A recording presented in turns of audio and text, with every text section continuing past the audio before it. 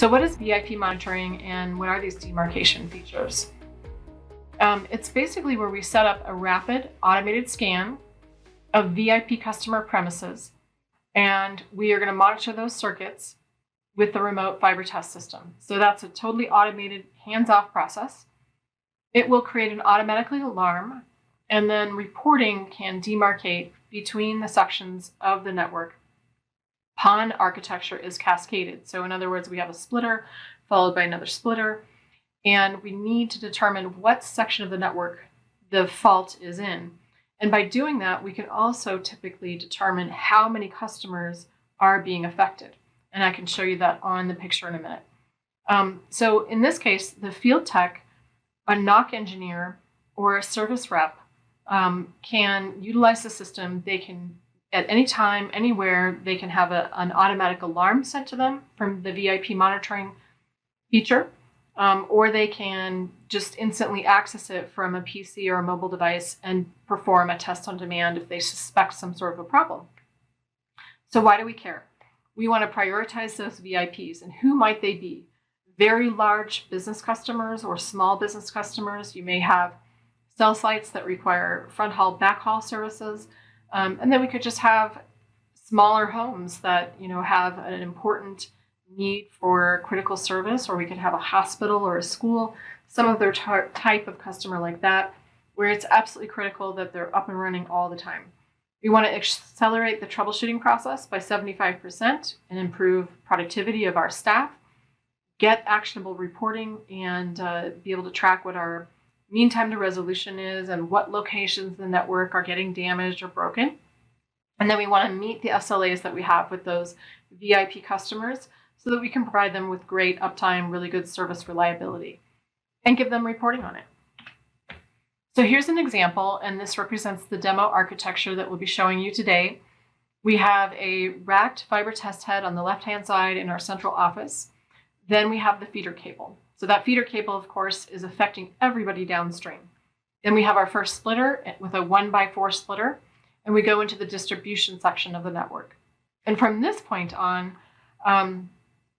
we'll have another splitter, and then we'll break down with a 1x8 section of fibers there and all of our VIP premises. And so those VIP premises, as I mentioned before, it could be some sort of radio area network, could be a home, could be a business. But what we need to have is a reflector at every VIP premise so that we can amplify the signal, the reflectance, so that we can see if that particular VIP ends up being disturbed for any reason. And so this is a typical PON architecture, and the system has been designed to accommodate it. So we want to know, where is the break? Right? So it's designed to always alarm and locate a break in the feeder cable. And the reason for that, of course, is that everybody downstream here is affected when our feeder has a break. It's very critical that our feeder is always up and running. We want to know of an issue right away. We can always alarm and locate if it's a complete break in the distribution section of the network. And it needs to be a single cable that's going to one place in order to locate a problem in that. So we might see that there's a problem, but not be able to actually locate the precise optical distance. And we want to make sure that we can. So we only do that for a complete break in order to avoid false alarms. And then if it's not in either of these sections, in the feeder or the distribution, we'll be able to tell you that you've got a problem in your drop cable to the VIP premise. And so you can see how this is really helpful in order to be able to ensure that you dispatch to fix the right location and can avoid unnecessary fiber handling and unnecessary trip rolls, right? So, and it is often possible in a PON network. We have our passive network, which we're looking at here, and we also have our active. So those are going to be our lasers that are sitting here in the central office in the OLT, and then we'll have our ONT over here at the premise. And those active network equipment elements can also have a fault, right? So we want to demarcate between the fiber and the elements as well, and this helps us do that. So what is the process for conducting this VIP monitoring and demarcation. How do we initiate it and how do we use it? So number one, we have to have a reflector at the premise location, as I mentioned. So that's step number one. We have to have that there. Number two, we have to either import or select existing network inventory and the premise locations that are associated with the ONTs so that we can ensure that we can see that particular location and start to track it. So that's going to be identified by a port. And we can either collect that in the database as we're building out the network, or we can add it later if we've already built our network. Then we're going to assign premises as VIP status to trigger an auto calibration by the fiber test head. And it will also add it to a monitoring routine. And we can use that for up to 50 VIP customers per optical test head or optical test unit. And our optical test units scale up to over 4,000 ports. So you can effectively use it by having a section dedicated to monitoring, and then we can still do activation testing on demand with the remaining fiber ports that are on the test head, or construction testing, so that we have multiple uses, because we know that we don't build our network all at one time. People subscribe, unsubscribe. So we need to have capacity for all three phases of the life cycle at any given time. Then the fourth step will be to see an alarm, right? And look at our demarcation reporting. And then finally, we'll dispatch to fix, recertify with our mobile app. And once we've repaired it and clear the alarm, make sure that our network is back working and we've got reporting to analyze after that, okay? So we're gonna meet our SLAs and we're gonna have radically improved uptime. So the goal here is on the right to save up to 50% or 75% of our troubleshooting time and ultimately reduce our OpEx so that we're not dispatching people, spending hours trying to find the problem. Instead, we're going to know the problem's there, find it remotely, and we're going to increase that efficiency, profitability, and customer satisfaction, because ultimately our VIP customers are going to experience much more security, better uptime, and less disruption to their business. Okay, so let's start the demo portion of our discussion for the ONMSi VIP monitoring. So ONMSi will allow you to import inventory that you are either planning to build or that you have built. And so that's what this menu is over here. We can download templates, we can create download central offices, ponds, homes, and pond test points. Normally you would import all of your plan, then you would build and test as you build against that plan so that you could select, for example, a particular section of the feeder with test points, test against it, and accept those test points as passing the OTDR traces. And then you would go ahead and record those in the database and store them. In this example, we're going to show you how to import the list of new subscribers that you want to select from as your VIPs. And so that's what we're going to do here with this Excel spreadsheet. So now you can see we've got a list of home names, home identifiers. We could add a description, for example, people's names. We have the PON external ID that it is located on. We have the option to make this true under the VIP category, and we could say true and then just make them a VIP. But we'll also show you how to do that through the software. And then we have the termination type, which I will talk about in a little minute.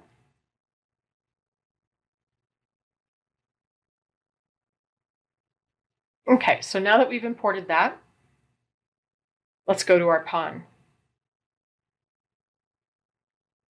All right, so now we're going to go to the optical switch number 2, the second line, and look at PON UHR 2-6.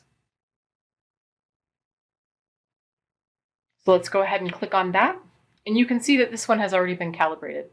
So what that means is we've got a reference baseline peak trace in there. And so when we go to calibrate against that baseline, we'll be able to determine that it is the right one and then establish or declare that as a VIP in the software.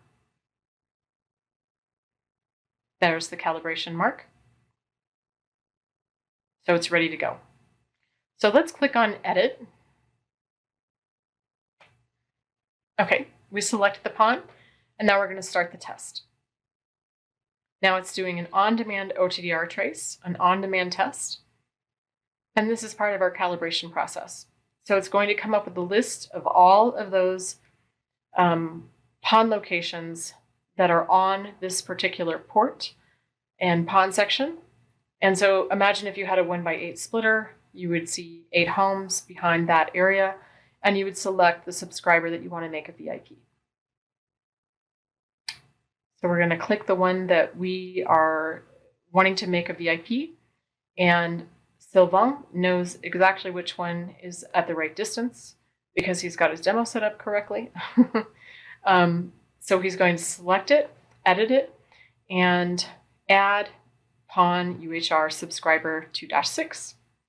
And then the next thing we need to do is select our reflector type. In our demo structure, we have 2 different types of reflectors, and that's important to establish the right reflectance characteristics.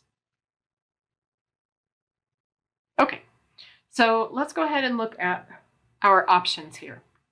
As I mentioned, the termination type is important. So when you are building your network and you have just built out your distribution section to a particular residential area, all the homes in that area are now considered passed. When we add the drop line from the distribution down to the actual home, that means it's been terminated and it's ready to be tested for service activation. And finally, when we actually connect service and they have live fiber traffic, they are connected. And so in order to make someone a VIP, we need to make sure that we actually have a subscriber there, and we want to select them as a connected subscriber. So now that we've done that, we're going to check the box for VIP and declare them a VIP monitoring candidate. Now you'll note that up here, it says that we will schedule as often as possible. We're going to save that, and that's going to set the system up to start monitoring that location 24/7. So let's go look at our optical test head and see if it's acquiring, and it is. So we have the acquisition in process, and it will continue to constantly scan all the fibers that are included in the VIP schedule and constantly make sure that they are not disrupted. So right now, we just have UHR 2-7. So our scan is happening over and over and over at one location. Now we're going to simulate a break, which will generate an alarm at our VIP location. All right, now we have the alarm. So you see the severity is critical, and it is UHR 2-6 that has the alarm. Missing peak, which means that there's a missing OTDR peak, and that is a critical alarm. There's PON UHR 2-6, and it says that it's down, meaning that it has lost all of its optical signal. Now, if we want to go see more information about this alarm, we'll click over here and we can get more data on it. And so we'll see how many different VIPs have been affected by this alarm. So for example, let's just say we had our feeder affected. All of our VIPs behind the feeder would show up in this list.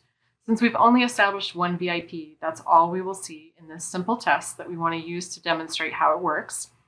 But as you can see, we now know that we have our VIP out of service, and we need to make sure that we fix their problem as soon as possible.